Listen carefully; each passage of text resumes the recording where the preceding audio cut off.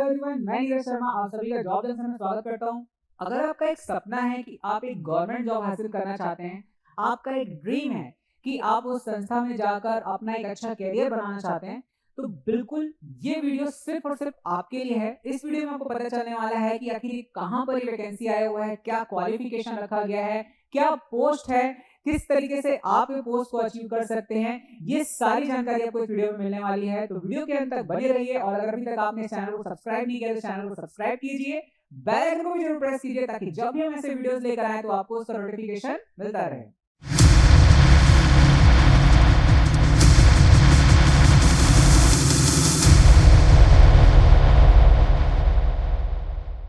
तो चलिए देखते हैं कि किस जगह पर ये पोस्ट आया हुआ है और आप कैसे इस पोस्ट को अचीव कर सकते हैं। जैसा कि आपको स्क्रीन पे दिखाई दे रहा है कि ये पोस्ट आया है जिला एवं सत्र न्यायाधीश कोरिया में आया हुआ है, यानी बैकुंठपुर छत्तीसगढ़ में वैकेंसी आया हुआ है। और इसमें शुरू में ही बता दिया गया है कि कब इसको अप्लाई करना है। तो इसका लास्ट डेट है 17 अक्टूबर 2022 तक आपका जो एप्लीकेशन है यहाँ तक पहुंच जाना चाहिए। थोड़ा सा इस पे बात कर लेते हैं कि इसमें क्या करना है आपको। सबसे पहले एक इसका फॉर्मेट डाउनलोड कर लीजिए आवेदन पत्र का, उसको फिल कीजिए, अपने सारे डॉक्यूमेंट को उसके साथ अटैच करके यहाँ पर आपको सेंड करना है।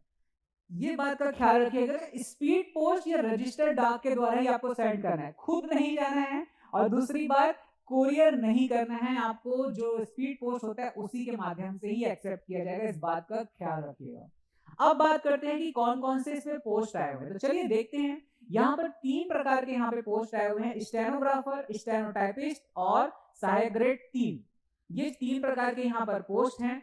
अब इसमें हम कौन कौन सी क्वालिफिकेशन रखा गया है इसके डिटेल्स को देखते हैं। सबसे पहला जो स्टेनोग्राफर हिंदी, किसी भी मान्यता प्राप्त विश्वविद्यालय से आपको जो है साथ स्नातक किया होना चाहिए, मतलब ग्रेजुएशन आपको किया होना चाहिए। और साथ ही साथ शीघ्र लेखन या मुद्रा लेखन में आपको परीक्षा पास किया होना जरूरी है। और साथ ही साथ अगर हम देखें तो कंप्यूटर में हिंदी टाइपिंग आपकी अच्छी खासी होनी चाहिए और डीसीए किया होना भी आपको जरूरी है, इसमें रखा गया है।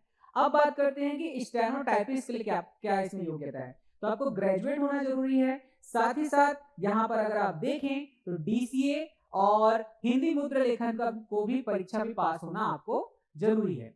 अब बात करते हैं सहायक ग्रेड 3 के लिए क्या क्वालिफिकेशन है। तो यहाँ पर आप देखेंगे कि ग्रेजुएशन और कंप्यूटर में हिंदी टाइपिंग और साथ ही साथ आपको डीसीए पास होना कंपलसरी रखा गया है।